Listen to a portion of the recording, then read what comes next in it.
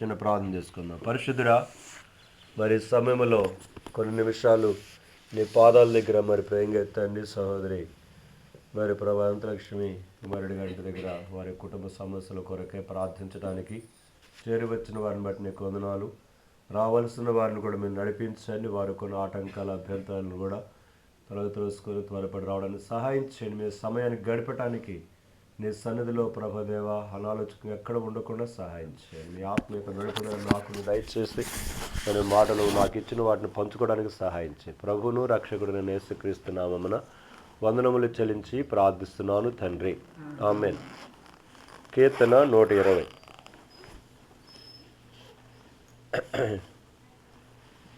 కీర్తన 120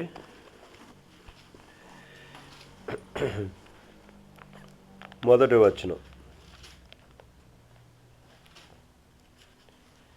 కీర్తన 120 మొదటి చరణం. నా శ్రమలలో నేను యెహోవాకు మొర్రపెట్టుతిని, ఆయన నాకు ఉత్తరమిచ్చెను. చాలు. సో దేవుడి లేఖన భాగాన్ని ఈ సమయం కొరకై ఆశీర్వదించునుగాక. ఇక్కడ రాయబడిన మాట మనకు బాగా అర్థమవుతుంది. ఇది యాత్రా కీర్తనలు అంటారు వీటిని. 120 నుంచి దగ్గరగా 134 వరకు ఇవన్నీ యాత్రా కీర్తనలు అన్నమాట. వాళ్ళు ప్రయాణాలు చేస్తున్నప్పుడు పాడుకునే పాటలు. కాబట్టి ప్రతి కీర్తనకు ఒక విషయం ఉంటుంది అన్నమాట. అందుకని పైన చిన్న అక్షరాలతో రాస్తారు అవన్నీ. సో ఎప్పుడు ఏవి పాడుకోవాలో అప్పుడు అవి పాడుకుంటారు వాళ్ళు, ఇజ్రాయేల్ ప్రజలు. ఎప్పుడు పడితే ఏది పడితే అది పాడరు అనమాట. ఒక పద్ధతి. మనకు కూడా ఎట్లయితే పాటల పుస్తకంలో ఆరాధన, కీర్తనలు, అలానే స్తుతి, కృతజ్ఞతాస్తుతులు అనే పాటలు ఉంటాయి మొదట్లో. దాని తర్వాత యేసుక్రీస్తు పరివరకు జననము, మరణ పుస్తకం, పునరుద్ధానాలు, అది రెండో రాకడ. అక్కడి నుంచి మళ్ళీ రకరకాల పాటలు ఉంటాయి అన్నమాట. సువార్త పాటలని, సువార్త ఒప్పుకోలు పాటలని, నిరీక్షణ పాటలని, అలాగే మరి యొక్క రెండో రాకడ పాటలని, అలాగే రకరకాల పాటలు ఉంటాయి. సో మనం ఏ సమయంలో ఏ పాటలు పాడుకోవాలో ఆ టైంలో పాటలు పాడుకుంటాం. అలాగనే ఇక్కడ కూడా వాళ్ళు యాత్ర చేసేటప్పుడు సంవత్సరానికి కొన్ని రోజులు వాళ్ళకు ఉంటాయి. ఆ రోజులు వాళ్ళు యాత్రలు చేస్తారు. అప్పుడు ఈ పాటలు పాడుకుంటూ వెళ్తారనమాట. అందులో మొదటిది మనం చదువుకుంటుంది కీర్తన 120 మొదటి చరణం. నా శ్రమలో నేను యెహోవాకు మొర్రపెట్టుతిని, ఆయన నాకు ఉత్తరమిచ్చెను. ఈరోజే నేను ఉదయం పూట భాగం చదువుకున్న తర్వాత మధ్యాహ్నం కూడా చదువుకుందాం అనుకొని ఇందాక చదువుకుంటుంటే దేవుడు ఆ మాట ద్వారా నాతో మాట్లాడుతూ వచ్చాడు. అదే సమయంలో మీకు పంచుకుంటాను. ఇక్కడ మొత్తం నేను 5 విషయాలు జ్ఞాపకం రాసుకున్నాను. శ్రమ వచ్చినప్పుడు ఏం చేస్తాం మనం? మొదటిది కేక వేస్తాం కదా. శ్రమలోని కేక వేస్తాం. ఇంకా ఏం చేస్తాం చెప్పండి? శ్రమలో దుఃఖపడతాం. ఇంకా దుఃఖము కుంగడం అది ఒకటే. నేను రాసుకుని మొత్తం 5 రాసుకున్నా. మొదటిది శ్రమ వచ్చినప్పుడు కేక పెడతాం. రెండవది భయపడతాం. భయపడే కదా కేక వేసి, లేదా ఎందుకు వేస్తాం కేక? లేదా కేకేం కదా. సో రెండవది భయపడతాం. మూడవది ఆ భయపడినటువంటి యొక్క సమయంలో మనము 2 విషయాలు చేయొచ్చు. ఒకటి, దారి తప్పని పోవచ్చు, లేకపోతే దారిలో సరిగా నడవటానికన్నా 2 విషయాలు ఉంటాయి ఇక్కడ. అందుకని 2 విషయాలు రాశాను. త్రోవ తప్పిస్తుంది శ్రమ అనేది మనల్ని. రెండోది మనల్ని జాగ్రత్త పరుస్తుంది. తర్వాత ఐదవదిగా క్రమపరుస్తుంది మనల్ని. అది ఈ 5 విషయాలు మీ మనసులో పెట్టుకోండి.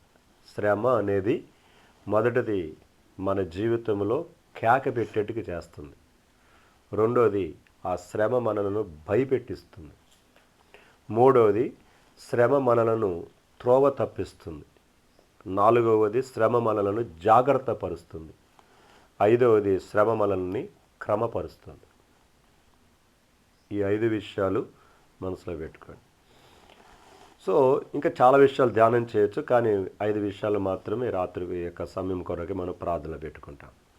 సో శ్రమ అనేది ఎటు నుంచే రావచ్చు.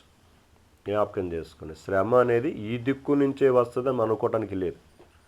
శ్రమ అనేది మన శరీరంలో నుంచి రావచ్చు, ఇంటిలో వారి ద్వారా రావచ్చు, ఇరుగు పొరుగు ద్వారా రావచ్చు, బిడ్డల ద్వారా రావచ్చు జ్ఞాపకం చేసుకో. ఇలాగ ఏమీ లేకుండా మనం ప్రయాణం అవుతున్నప్పుడు గాలి ద్వారా, తుఫాను ద్వారా కూడా రావచ్చు.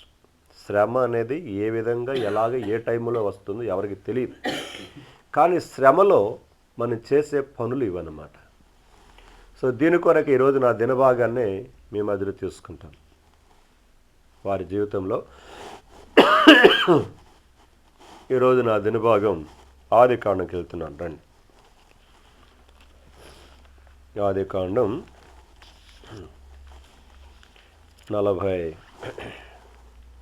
43వ అధ్యాయము 44వ అధ్యాయం ఈరోజు నా దినభాగం. 43, 44 అధ్యాయాల్లో ఇక్కడ సంఘటన ఏంటంటే, ఇప్పుడు యాకోబు కుమారులు ఉంటున్న కానాన్లో వాళ్ళకి కరువు వచ్చింది. అదే సమయంలో ఐగుప్తులో యోసేపు ప్రధానమంత్రిగా ఏం చేస్తున్నాడు? పరిపాలన చేస్తున్నాడు అన్నమాట. సో దేవుని యొక్క ప్రణాళికలు మనకు అర్థం కావండి. దేవుడు తన యొక్క ప్రణాళికలు మనకు అర్థం కావు. చూడండి, యాకోబు జీవితంలో తను ప్రేమించిన భార్య రాహేలు ద్వారా పుట్టిన కొడుకు ఎవరు? యోసేపు. ఆ యోసేపును బాగా ప్రేమించాడు. ఎంతగా ప్రేమించాడంటే అసలు అతని జీవితంలో అతనికి ఒక విచిత్రమైన అంగీ కూడా ఏం చేశాడు? కుట్టించాడు. సరే, ఇప్పుడు యోసేపును పోగొట్టుకున్న పరిస్థితులు అక్కడ అన్నయ్యలు చెప్పారు. మనం తెలుసు, చదువుకున్నాం. 37 అధ్యాయాలు ఉంటుంది అదంతా, మనం ఇప్పుడు ఏం చూడలేదు. అయితే ఇప్పుడు యోసేపుని దేవుడు అక్కడి నుంచి పంపించేశాడు. ఎన్నో రకరకాల పరిస్థితులు కూడా తీసుకొని వచ్చి ఇప్పుడు దేవుడు ఏం చేశాడు? ఐగుప్తులో ప్రధానిగా చేశాడు. ప్రధానిగా చేయటానికి ఈ 13 సంవత్సరాలు ఆయన పడిన పాటలు ఒకటి కాదు. యోసేపు ఒక మాట అంటాడు. ఆ మాట ముందు చదివేసి మీకు ముందుకు వెళ్తాను నేను. 45వ అధ్యాయము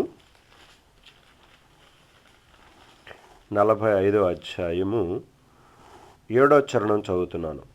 ప్రాణముతో కాపాడుటకును దేవుడు మీకు ముందుగా నన్ను పంపించాను. మనం ఏ కాడికి ఏంటంటే ప్రస్తుత పరిస్థితి మనం ఆలోచిస్తాం. మనం కూడా దూరదృష్టి పెట్టి కొన్ని ఆలోచిస్తాం. కానీ మనం ఆలోచించే వాటికి దేవుడు ఆలోచించే చాలా తేడా ఉంటుంది. ఇక్కడ యోసేపు అంటున్నాడు 7వ చరణంలో, అప్పుడు బయలుపరుచుకున్నాడు 45వ అధ్యాయంలో. యోసేపు నేను మీ తమ్ముడినని బయలుపరుచుకున్న తర్వాత మాట్లాడుతున్న మాట 7వ వచనంలో, దేవుడు మీ ప్రాణములు కాపాడటానికి నన్ను మీకు ముందుగా ఏం చేశాడు? పంపించు. ఒకవేళ యోసేపు కూడా అనుకొని ఆశ్చర్యపోయి ఉండొచ్చు, ఏంటిది దేవుడు ఇలా తీసుకెళ్తున్నాడు నా జీవితాన్ని. ఒకవేళ అన్నలు కూడా అనుకోనొచ్చు, వాడు చచ్చిపోయి ఉంటాడు, ఎక్కడో ఎప్పుడు అయిపోయి ఉంటాడు వాడు, వాళ్ళు అనుకోనొచ్చు. యాకోబు చూస్తే, తండ్రి చూస్తే ఆయన ఏడుస్తున్నాడు. ఏడ్చిన తర్వాత యోసేపు తర్వాత రాహేలుకి మరో కొడుకు పుట్టాడు. ఎవరు? బెన్యామీన్. సరే, ఆ బెన్యామీని పెట్టుకొని చాలా సంతోషిస్తే, పోయాడు, ఒకడు పోయాడు, రెండో వాడు ఒకడు ఉన్నాడు చిన్నోడు అని ఎందుకు సంతోషిస్తున్నాడు.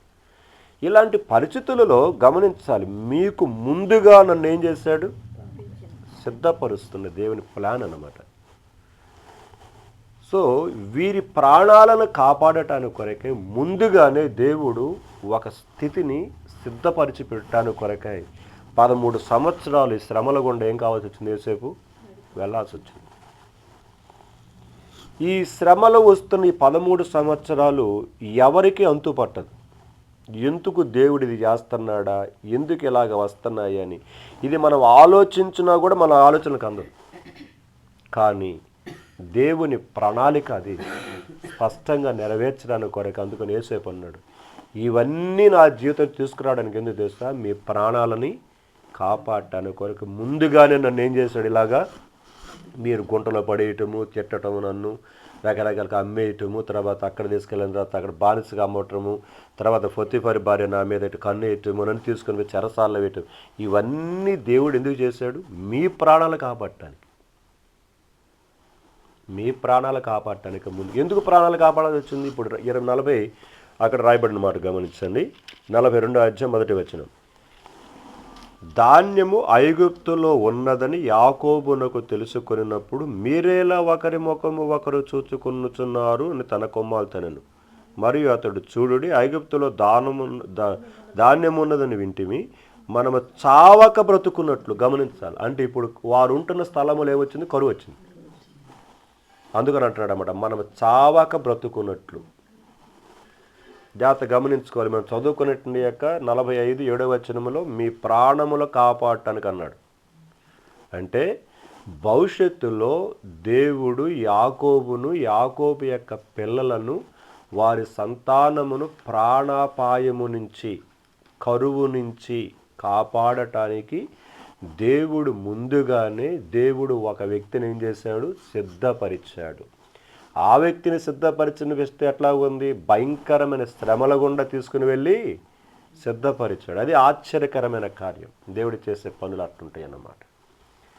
సో దేవుని సన్నిధిలో ఆ విధముగా వారి ప్రాణముల కాపాడటానికి కొరకై ఇప్పుడు దేవుడు ఐగుప్తు రాజుగా తర్వాత ప్రధానిగా యోసేపుని ఏం చేశాడు. సో ఇప్పుడు 42వ అధ్యాయములో వాళ్ళు బయలుదేరి వచ్చేసారు. జాగ్రత్తగా గమనించారు. బయలుదేరి కనుక ఐగుప్తుకు వచ్చారు. ఐగుప్తుకు వచ్చిన తర్వాత వాళ్ళు ఏం చేశారు? కనుక అప్పుడు యోసేపు గుర్తుపట్టాడు, కానీ వాళ్ళు గుర్తుపట్టల. యోసేపు గుర్తుపట్టాడు, మా అన్నలు వచ్చారని సంగతి. సరే, వాళ్ళు ఆహారం తీసుకున్నారు, వెళ్ళిపోయారు. వెళ్ళిపోయిన తర్వాత మళ్ళీ తీసుకెళ్ళిన ఆహారం ఎన్ని రోజులు ఉంటుంది? అవి ఉంటే 1 సంవత్సరం ఉంటుందేమో.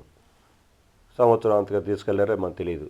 అయిపోయిన తర్వాత ఇప్పుడు 43వ అధ్యాయం ఎలాగుంటుందంటే, మళ్ళీ ఆ ధాన్యం అంతా అయిపోయేసరికి మళ్ళీ ఏమంటున్నాడు తండ్రి, అయ్యా మీరు తీసుకొచ్చిన ధాన్యం అయిపోయింది, మళ్ళీ దయచేసి ఏం చేయండిరా, మళ్ళీ ఐగుప్తుకి వెళ్ళేసి తీసుకురండిరా అంటే, ఇప్పుడు ఆ 43వ అధ్యాయములో యోధా అనేవాడు మాట్లాడతాడు.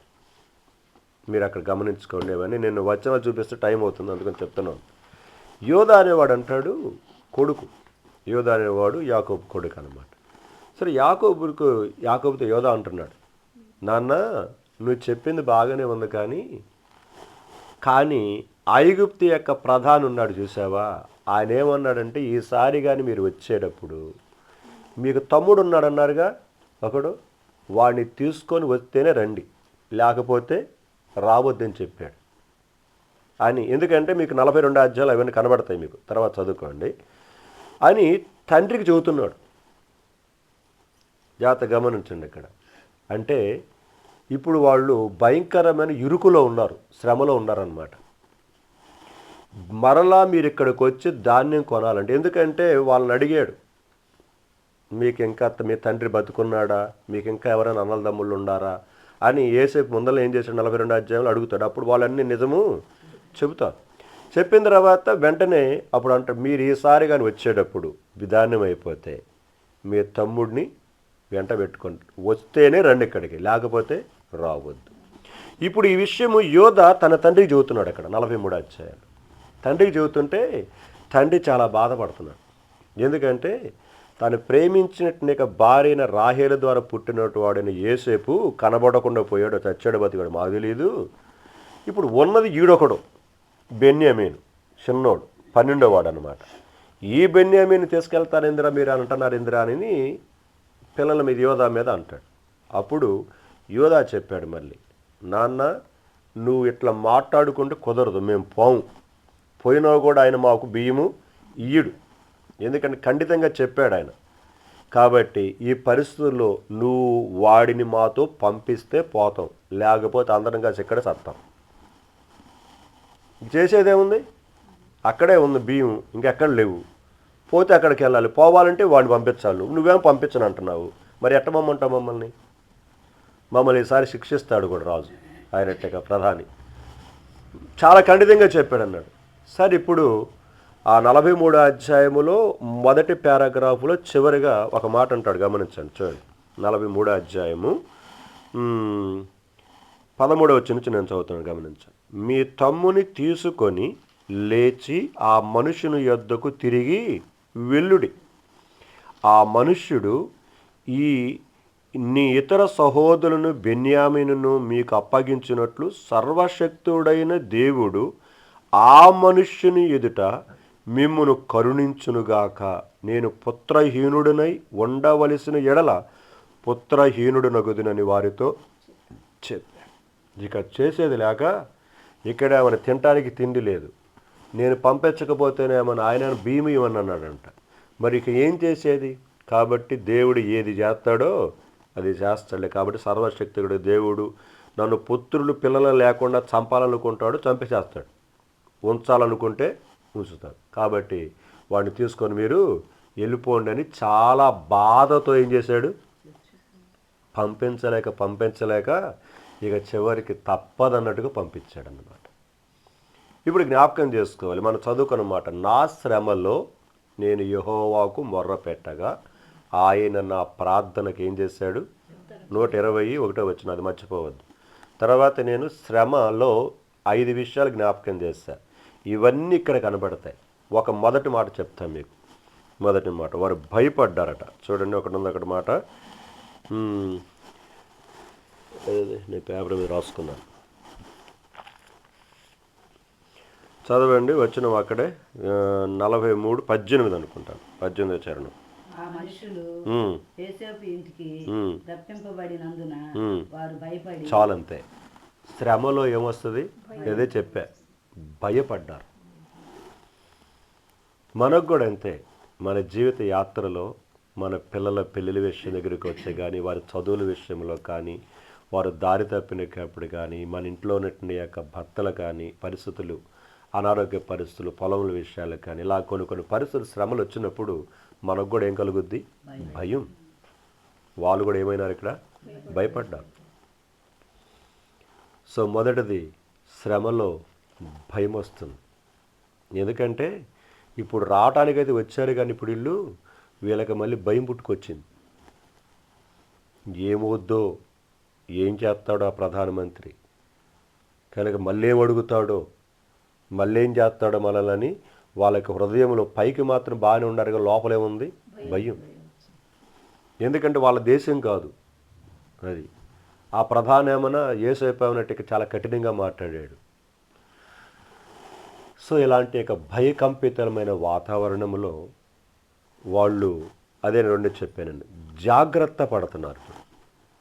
మీరు కానీ ఆ అధ్యాయం చదివితే వాళ్ళు ఎంత జాగ్రత్తగా వ్యవహరిస్తున్నారో స్టెప్ బై స్టెప్ మనకు అక్కడ అర్థమవుతుంది. సో శ్రమే రాకపోతేనండి మనకి జాగ్రత్త అనేది ఉండదు. అది సహజం, మనుషుని యొక్క లక్షణం అది. అన్నీ బాగా కొనసాగుతూ వెళ్ళిపోతున్నప్పుడు దాని గురించిన జాగ్రత్త మనకి ఏముండదు. చాలా నిర్లక్ష్యంగా వ్యవహరిస్తూ ఉంటాం. శ్రమ రావటం ద్వారా ఏమవుతుందంటే జాగ్రత్త పడతాం, ఆగుతాం అన్నమాట. అంతే. ఎందుకు వచ్చింది ఇది, ఎందుకు ఇలాగొచ్చిందని జాగ్రత్త పడతాం. అక్కడ జాగ్రత్త పడతాం, తొందరపడం, ఇక ఆవేశపడం. ఇందాకడ దాకా పరిగెత్తుకుంటూ వెళ్ళిన పరిస్థితి ఇక ఇప్పుడు అక్కడ పరిగెత్తదు, ఇక చిన్నగా అడుగులేస్తూ ఉంటుంది బండి. మన జీవితంలో శ్రమ ఆ జాగ్రత్త తీసుకురావటం అనేది మనకి చాలా అవసరం. అది లేకపోతే మన జీవితంలో ఎన్నో రకాలుగా ప్రమాదాలకు, ఎన్నో రకాల దౌర్భాగ్యమైన పరిస్థితులకు మళ్ళీ పడవేయటానికి ఆస్కారం ఉంది. ఒక చిన్న మాట చెప్తాను, ఇంకోటి కూడా చెప్పాను కదా, శ్రమ వ్యక్తిని దారి తప్పిస్తుంది. రెండు అపోస్తుల కార్యము గ్రంథం 13:13 చదవండి. శ్రమ మనిషిని దారి తప్పిస్తుంది. అపోస్తుల కార్యములు 13:13. అంతటా ఆ అధిపతి జరిగిన దానిని చూచి ప్రభువు బోధకు ఆశ్చర్యపడి. ఏంటమ్మా అపోస్తుల కార్యము 13:13? తరువాత పౌలును అతనితో కూడా ఉన్నవారును ఓడ ఎక్కి పాపు నుండి బయలుదేరి పంఫూలియాలో నున్న పెర్గేకు వచ్చిరి. అచ్చట యోహాను వారిని విడిచిపెట్టి యెరూషలేమునకు తిరిగి వెళ్ళాను. చాలంతే. మనం ప్రార్థన కూడికల్లో చూసుకుంటున్నాం 11-12 మార్కు అను మారు పేరు కలిగిన యోహాను ఇంట ప్రార్థన చేయడానికి కూడారు అక్కడ. దాని పక్కన అధ్యాయంలోనే ఆ మార్కే ఇక్కడ. ఈ మార్క్ ఎవరంటే బర్నబాకు బంధువుడు అనమాట, మేనలుడు అవుతాడు. బర్నబానికి మేనలుడు అవుతాడు అనమాట. ఈ 13వ అధ్యాయంలో పౌలు బర్నబాలను దేవుడు అక్కడ ఉన్న అపోస్తులు ఏం చేశారంటే అభిషేకించి పరిచయ కొరకు వాళ్ళిద్దరు ఏం చేశారు? పంపించారు. పంపించేటప్పుడు ఆ మేనలుడైనటువంటి యొక్క ఆ మార్క్ అనే యోహాను పేరు కలిగిన అతన్ని బర్నబా వెంట పెట్టుకొని పరిచర్య పనికి వస్తాడు, పనికి మనకు యవనస్తుడు కుర్రాడు కదా అనుకొని వాళ్ళని తీసుకుని వెళ్ళారు. తీసుకుని వెళ్ళేసరికి ఇప్పుడు ఈ ప్రయాణములో వీళ్ళకి పరిచయం చేయటం, కుర్రోడు కదా, కుర్రోడు అయ్యేసరికి ఇప్పుడు ఏం చేశాడు 13వ వచనంలో, విడిచిపెట్టి అంటే శ్రమ మనుషుని ఏం చేసింది, దారి తప్పి తీసుకెళ్ళిపోయింది. అందరు నిలబడలేరండి శ్రమలో అందరు నిలబడలేరు. శ్రమలో దారి తప్పిపోయేవాళ్ళు చాలామంది. నేను ఎరుగుదును ఒకరిద్దరిని, వాళ్ళు యేసు ప్రభు నమ్ముకున్న వాళ్ళే, అయితే వాళ్ళ యవన కాలంలో కొంచెం శ్రమలు రావడంతో చివరికి దేవుణ్ణి ప్రశ్నించడం ప్రారంభించి చివరికి నాస్తికులు చివరికి అయిపోయి జీవితంలో చచ్చిపోయినారు వాళ్ళు. నేను ఎరుగుదును కొంతమంది.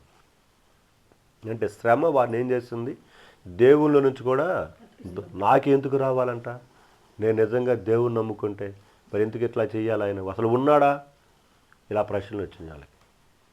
ఇది ఇక్కడ మార్క్ అనే పేరు గల ఈయన కూడా కుర్రాడు కదా, అందుకని కనుక నేను దేవుని నమ్ముకుని ఇది దీనికోసం నేను నమ్ముకుంది, ఎట్లాంటి భక్తి అయితే నాకెందుకు బాబు అని వాళ్ళు వదిలిపెట్టి మీరు సావండి అని ఈయన ఏం చేశాడు, వెళ్ళిపోయాడు. సో శ్రమ మానవుడి జీవితంలో భయాన్ని పుట్టిస్తుంది.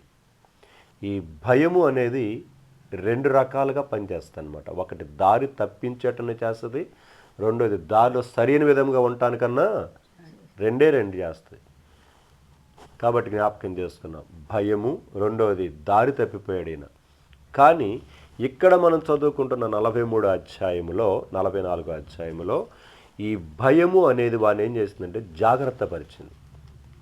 మీరు తర్వాత చదవండి, ఈ 43, 44 అధ్యాయాలు ముగిస్తున్నాను కనుక 43, 44లో వీరిని జాగ్రత్త పరిచి వేసే ప్రతి అడుగును కూడా జాగ్రత్తగా, వాళ్ళు మాట్లాడే ప్రతి మాట కూడా జాగ్రత్తగా మాట్లాడుతున్నారు, జాగ్రత్తగా వ్యవహరిస్తున్నారు, అన్ని మెల్లిగా చెప్పుకుంటున్నారు. ఇలాగ వారి జీవితములలో జాగ్రత్త పట్టమే కాదు కానీ చివరిదిగా వాళ్ళని క్రమపరిచింది. మీరు తర్వాత 44 అధ్యాయం చదివితే ఎప్పుడైతే ఆగిన యొక్క పరిస్థితులు మళ్ళీ తిరిగి బయలుదేరి వెళ్తుంటే యేసప్పే కావాలని బెన్యామీను యొక్క గోతాములో తన వెండి గిన్నెని ఏం చేస్తాడు, పెడతాడు. పెట్టిన తర్వాత పంపించిన తర్వాత మళ్ళీ వాళ్ళని నా గిన్నె ఎవరో దొంగిలించారు బయటికి రమ్మని అంటే ఇక్కడ కావాలని యేసప్ప ఎందుకు చేస్తున్నాడంటే వాళ్ళల్లో ఉన్న స్థితిని చూడటానికి కొరకు చేస్తున్నాడు, అంతేగాని వాళ్ళు ఏడిపించడానికి కొరకు కాదు. అది జాగ్రత్తగా అర్థం చేసుకోవాలి మనం. వాళ్ళలో ఉన్న నమ్మకత్వం, వారు ఎంతవరకు యథార్థతగా ఉంటారా, ఎంతవరకు మాట వింటారా అని చూడటానికి కొరకు పరీక్షించాడు. ఈ 44వ అధ్యాయంలో మళ్ళీ వాళ్ళందరూ తీసుకురాబడిన తర్వాత యేసేపు ఏ మాత్రమే కానీ జాలి చూపించకుండా చాలా కఠినంగా వ్యవహరిస్తాడు. అక్కడ లాభం లేదు, మీరు పోయేటప్పుడు మామూలుగా పోకుండా నా వెండి గిన్నెని మీరు ఏం చేశారు, దొంగిలించి, ఆ దొంగిలించిన వాడు ఎవడు, బెన్యామీన్ గోతంలో ఉందని, నేను బెన్యామీని విడిచిపెట్టనంటే విడిచిపెట్టనంటాడు. ఇప్పుడు వాళ్ళకి ఎలక్కాయ పడినట్టుంది గొంతులో. ఎందుకు, తండ్రి చెప్పాడుగా, అసలు వాడు పోయాడు వీడు కూడా పోతాడేమో ఇక్కడ భయమంతా బెంగంతా బెన్యామీన మీద యాకోబు. ఇప్పుడు ఈ యాకోబుకు బెన్యామీన మీద ఏ బెంగ పెట్టుకున్నాడు, ఆ యొక్క బెన్యామీన్ని యేసేపు ఏం చేశాడు, పట్టుకున్నాడు. ఇక్కడ ఆ చివరి భాగం మళ్ళీ చదవండి మీరు 44వ అధ్యాయంలో. వాళ్ళు ఎంత క్రమపరచబడ్డారో, ఎంత చక్కపరచబడ్డారో దానంతటిని కూడా యేసేపు గమనిస్తూ చూస్తూ వారిని ప్రశ్నిస్తూ వచ్చాడు. ఇవన్నీ అయిన తర్వాత అందుకొని శ్రమలో వారు కేకబెట్టారు, భయపడ్డారు, జాగ్రత్త పడ్డారు, క్రమపరచబడ్డారు. తర్వాత వారి జీవితం ఏం చేశారు, త్రోవ తప్పకుండా, వాళ్ళు త్రోవ తప్పలేదు, అక్కడ తప్పాడు కానీ వీళ్ళు త్రోవ తప్పకుండా ఏం చేశారు, చక్కపరచబడ్డారు. అప్పుడు 45వ అధ్యాయంలో యేసేపు తాను ఎవడో బయలుపరుచుకుంటాడు.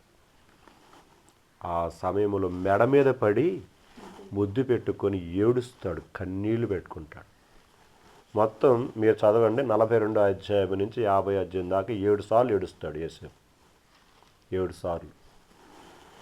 ఎప్పుడెప్పుడు ఎట్లా ఏడిచాడు, ఎందుకు ఏడిచాడు, అదొక చక్కని భాగం అన్నమాట. ఇక్కడ 45 అధ్యాయంలో కూడా ఇది మూడోసారి అనుకుంటా, నాలుగోసారి తను ఏడుస్తాడు. ఎందుకంటే నేనే మీ తమ్ముడని యేసేపు అనేసరికి వాళ్ళకేమైంది, ఒళ్ళు వణికింది. మరి అంతే కదా, గుర్తుకు రాకుండా ఎట్టుంటే బ్రహ్మాండం గుర్తొచ్చి ఇక అయిపోయింది మన పని. వీడేనంటే అక్కడింటకి యేసేపు అనుకోరేసి వీడేంది, ఇది సింహాసనం ఏంది, వాళ్ళకి బెత్తరపోయినారు వాళ్ళు. కనుక వాళ్ళు ఏం చేశారు, చచ్చిపోయినాడు అనుకున్నారు వాళ్ళు. కానీ పండగ చేసుకున్నారు. వీడి కళ్ళు ఏమైపోయినాయి, ఈ కళ్ళు చూద్దాం అనుకుని పండగ చేసుకున్నారుగా. మరి ఇప్పుడు ఏమైంది, కళలు కాదు వాళ్ళ కళల కళ్ళైనవి. యేసేపు కళ నెరవేరింది. ఇప్పుడు భయపడి వణికిపోతామంటే చెప్తాడు, భయపడద్దు మీరు, మీకు ఏ హాని జరగదు.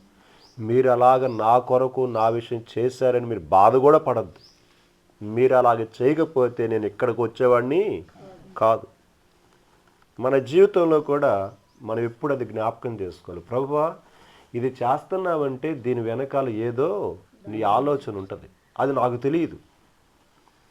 అది నేను స్వతంత్రించుకున్నప్పుడు, ఇప్పుడు యేసేపు స్వతంత్రించుకున్న తర్వాత అర్థమైంది. మీకంటే ముందుగా నన్ను ఏం చేశాడు, మీ ప్రాణాలను కాపాడటాను కొరకై మీ ద్వారా నన్ను గుంటలో పడేపించాడు. ఆ విధంగా వస్తువులాగా అమ్మేపించాడు దేవుడే. అలా చేయకపోతే నేను ఇక్కడికి వచ్చేవాడిని కాదు. చక్కగా నా దగ్గర కూర్చొని చక్కగా రంగురంగుల చొక్కా వేసుకొని ఏం చేసేవాడిని, మీతో పాటు గొర్రెలు కాసుకునేవాడిని. ఇవన్నీ చేయటం అనేది నా మేలుకు మీ ప్రాణాలకి కాబట్టి. తర్వాత మనకి తెలుసు, యాకోబు తన పిల్లలందరినీ తీసుకొని ఏం చేశాడు, ఐగుప్తుకు వస్తాడు. అబ్రహాముతోటి దేవుడు నెరవేర్చిన వాగ్దానం 15 అధ్యాయాలు మీరు చూస్తారు. ఆదికాండం 15 అధ్యాయంలో, నీ పిల్లలు తమది కాని రాజ్యములో వారు దాసులుగా 400 సంవత్సరాలు ఉంటారు. దేవుడు చెప్పిన మాట నెరవేర్చడానికి కొరకు ఐగుప్తు తీసుకొచ్చాడు. ఐగుప్తులో 430 సంవత్సరాలు వాళ్ళు బాధలు పడిన తర్వాత నిర్గమాకాండం 1వ అధ్యాయంలో 2వ అధ్యాయంలో దేవుడు మోషేని ఏం చేశాడు, పుట్టించి అక్కడి నుంచి వాళ్ళు ఏం చేశాడు. చూడండి, దేవుని ప్రణాళిక 100 సంవత్సరాలను కూడా ఎట్లా నెరవేరుస్తాడు దేవుడు. దాని కొరకు ఎలాగా ఒకరి తర్వాత ఒకరిని వాడుకుంటూ ఉంటాడు, అది ఆశ్చర్యం. సో భవిష్యత్ దినముల్లో ప్రియమైన కుటుంబ విషయంలో కూడా శ్రమలో మీరు మొరపెట్టండి అంతే. ప్రార్థనకు జవాబు ఆయన ఇచ్చేవాడు. ఆయన ఎట్లా ఇస్తాడో మనకు తెలియదు. ఈ రాత్రి ఈ మధ్యాహ్న కాల సమయంలో ఆ మాట ద్వారా మనం ధైర్యపరచబడి, భయం ఉంటుంది కనుక తప్పకుండా ఎవరికైనా భయం ఉంటుంది ఏదైనా పరిస్థితి వచ్చినప్పుడు. అయితే ఆ భయము పవిత్రమైన భయంతో మనం ఏం చేయాలి, మార్చుకోవాలి. కానీ త్రోవ తప్పిపోవడానికి మాత్రము చేయకూడదు. రక్షించబడిన విశ్వాసులంగా అలాగా భవిష్యత్తులో ప్రియమైన కుటుంబ విషయంలో దేవుడే తన కార్యమును జరిగించుకుని ప్రార్థన చేస్తా. నేను ప్రార్థన చేసి వెళ్తాను, తర్వాత మీరు చేసుకోండి.